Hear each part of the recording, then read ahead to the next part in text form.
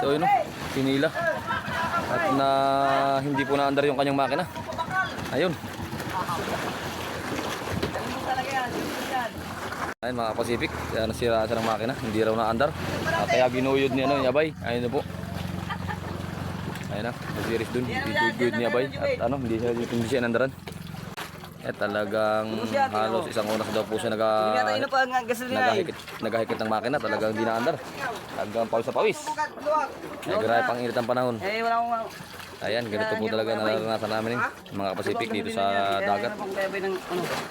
Kailangan talagang magtiis. Init, lamig. Idol! Ano nangyari sa makina, Idol? Basang-basa ang kanyang damit sa pawis. Dahil sa paghikit ng makina, hindi raw po naandar. At siya ay nagkapataw-pataw po. Nag-ares siya ng panghuli ng tuna. Ayun o.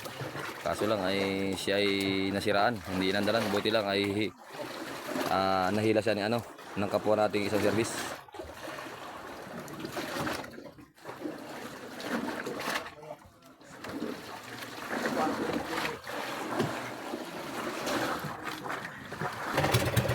Oh, yun.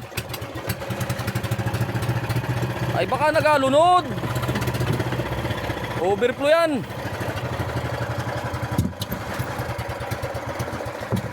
Ayun, umandar na po. Huli po yan.